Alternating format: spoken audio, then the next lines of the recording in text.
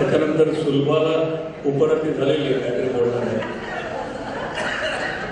आणि ती गाणी आपण मिस केली. त्याच्यानंतर काय तिचं विचार तरी ऐकूया.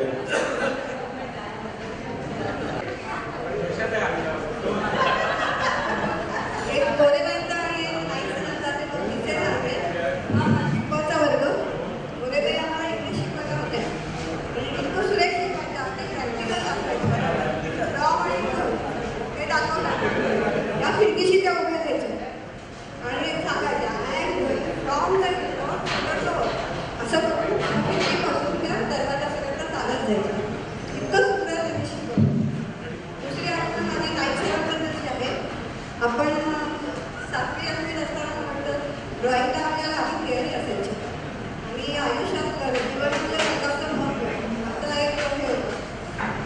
तर त्याच्या जीवनातलं महत्त्व म्हणताना जीवनातला जी रस्व काढला त्यांनी फक्त करेक्शन नव्हतं केलं, त्यांनी त्या जीवन शब्दाला गोल केलं आणि त्यांनी लिहिलं अहो आपले जीवन दीर्घ असू द्या आणि मग ते जीवन रस्व दीर्घ काढून तिथे खाली अंडरलाईन केलं. तो जीवन शब्द आजही माझ्या इतका डोक्यात राहिला, केव्हाही लिहिताना वाचताना ऐकताना तो जीवन हा शब्द आला की मला नाईक सरांची अगदी आठवण होते. या दोन गोष्टी सांगतात.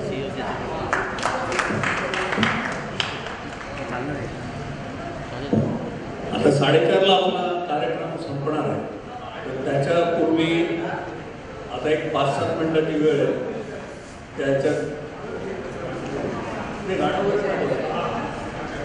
आणि एक 10 मिनिटं पुढील माणसात आणि आभार प्रदर्शन हे होणार आहे आणि 15-20 मिनिटं आपण नाचणार आहोत सगळे. ज्यांना फिजिकली प्रॉब्लेम असेल त्यांनी बसल्या जागी नुसतं त्यांच्या हावभाव केलं तरी चालणार आहे, पण नाचायचं जरूर आहे, कोणी एक्सक्यूज नाही.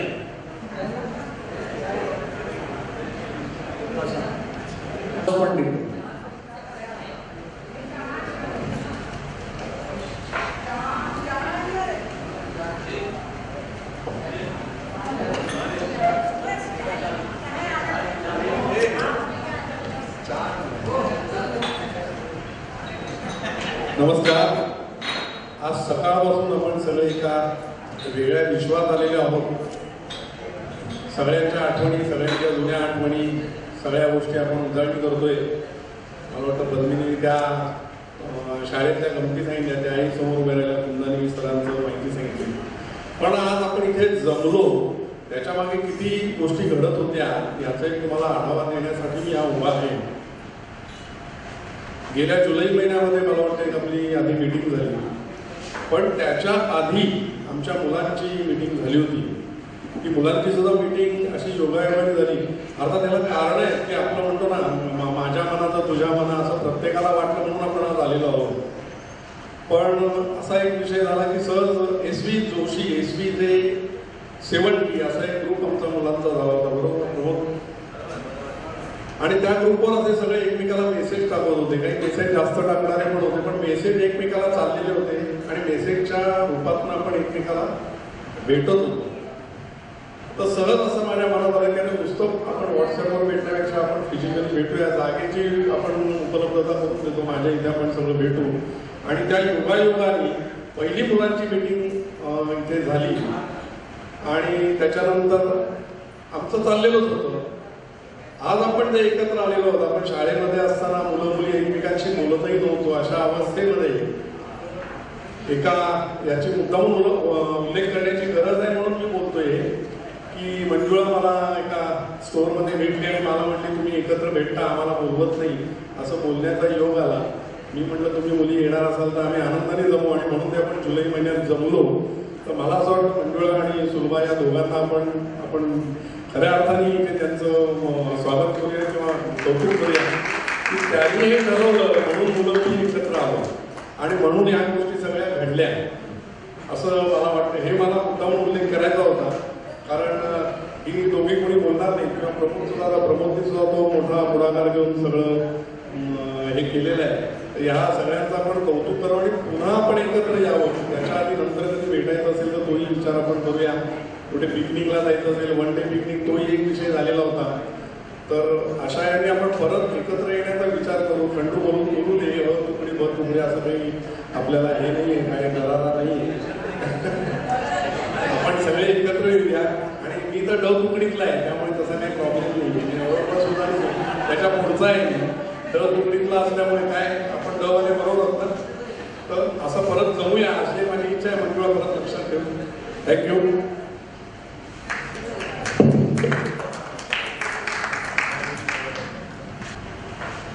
आता आपण जवळजवळ कार्यक्रमाच्या समारोपाकडे आलो. तर काही गोष्टींचा मुद्दाम मला उल्लेख करायचा आहे आभार प्रदर्शनापूर्वी. सुहासने जे सांगितलं आणि आपण फर्स्ट टाइम सगळे मुलं मुली एकत्र भेटलो आणि हा कार्यक्रम वगैरे करायचा 50 वर्षात असं ठरलं होतं. पण ते करताना एक गोष्ट मला नेहमी लागून राहिली होती की मुला मुलींचे ग्रुप वेगळे का. जर वर्ग मित्रमैत्रिणी आपण आहोत ते सर्वप्रथम सगळ्यांनी एकत्र आलं पाहिजे, तरच ते खरं रियुनियन आहे. आणि त्यानंतर सुलभा आणि मंजू यांनी पुढाकार घेतला आणि या 2 ग्रुपचा एक ग्रुप झाला ही फार मोठी गोष्ट आहे. आणि त्याकरता सगळ्यांनी टाळ्या वाजवल्या पाहिजे. म्हणून आजचा दिवस हा होऊ शकला आणि एवढा यशस्वी झाला. आणि त्याचा पुढचा भाग असा आहे की आता आपण नवीन आपले मित्रमैत्रिणीमुळे शोधून काढण्यावर एवढा जोर दिला नव्हता. कारण प्रत्येकाला असं वाटत होतं की नाही मला कोण आता भेटणार आणि कसं शक्य आहे.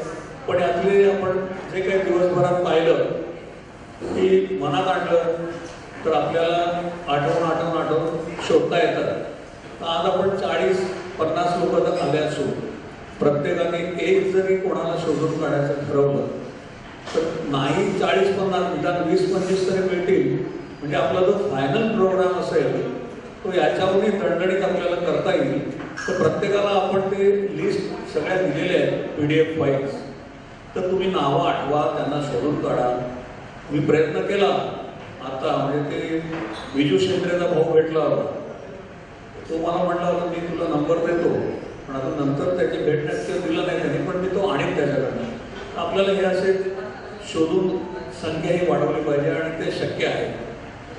दुसरी सूचना अशी आहे की व्हॉट्सअप हे जे आहे याचा वापर खरं म्हणजे अतिशय उपयुक्त कुठली जर माहिती असेल तर त्याकरता व्हायला पाहिजे. एवढ्या 70-72 जणांनी प्रत्येकाने गुड मॉर्निंग आणि गुड नाईट आणि तेच ते रिपीट, काही तर एकाने टाकलं की 15 मिनिटांनी तोच रिपीट असतो मेसेज.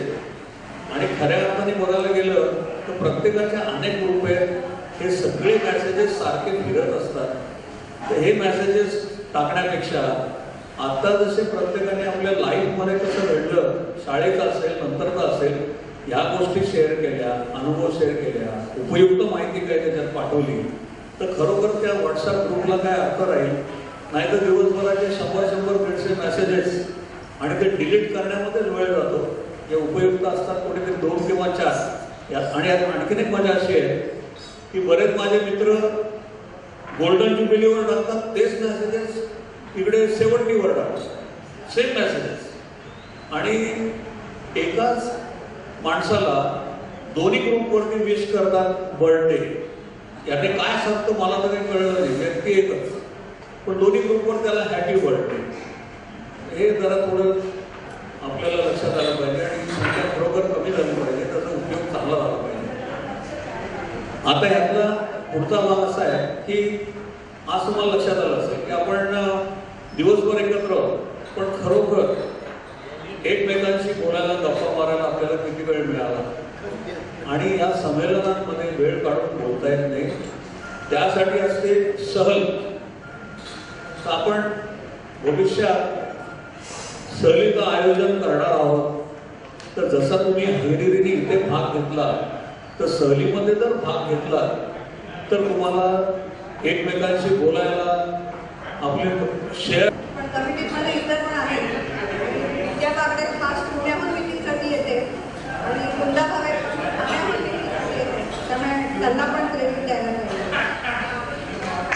नाही सगळ्या कमिटी मेंबर्सना समोर बोलवणार आहे. तुमचा उल्लेख फक्त आपण 2 ग्रुप एक केले त्या बाबतीत केलाय, बाकी असा नाही केलेलं नाही. आपल्या इथे हॅलो एक मिनिट आपण साऊंड सर्व्हिस आपल्याला त्यांनी मुद्दाम इथे सर्व्हिस दिलेली आहे आपल्या सगळ्यांकडे. विनोद देशमुख यांचा आपण धन्यवाद. दुसरं फोटोग्राफर अमय गुणे यांच्याकडनं व्हिडिओ शूटिंग आणि फोटोग्राफर आलेले आहेत, त्यांनी आपल्याला काम करून दिली, त्यांचे आभार. त्यानंतर समोर आलेले निघून गेले आमचे सुयश कॅटरर्स. जरी वर्गमित्र असला तरी व्यवहारिकदृष्ट्या त्याने आपल्याला ही सर्व्हिस अतिशय चांगली माफक करत आलेली आहे. सुहास पंडित आपण पण लबाडी केली आहे, त्याला कमिटीत घेऊन टाकलंय, म्हणजे काय जास्त काही करायला लागत नाही. दुसरं राजू पाठक आणि सहकारी यांनी अतिशय चांगला ऑर्केस्ट्रा इथे आपल्याला दिला, साथ दिली, त्यांचे आभार. आणि आपले मित्र श्रीयुत जोगळेकर हे अलकाला घेऊन आले एवढ्या लांबनं आणि ते थांबले दिवसभर, तेव्हा त्यांचंही आभार. आता सगळे कमिटी मेंबर्स पुढे येतील, सगळे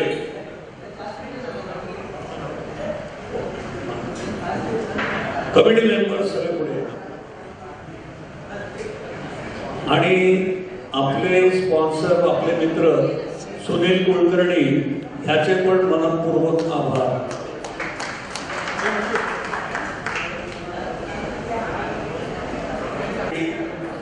यांनी सगळ्यांनी जे मेहनत घेतली त्यामुळे आपल्याला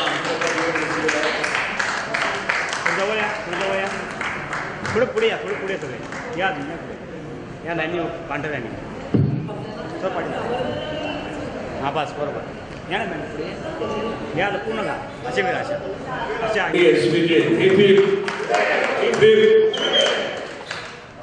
आता चहा सगळ्यांनी तर घेतला.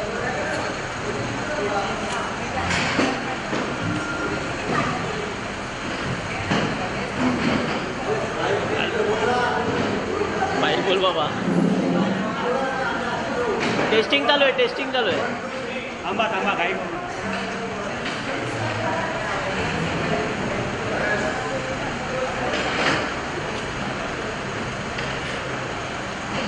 सगळे जेवले ना, सगळे छान स्माईल. येस सगळ्यांनी असं छान.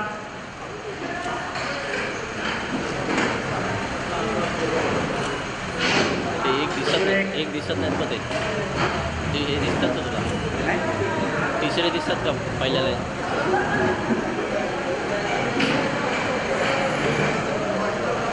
झाला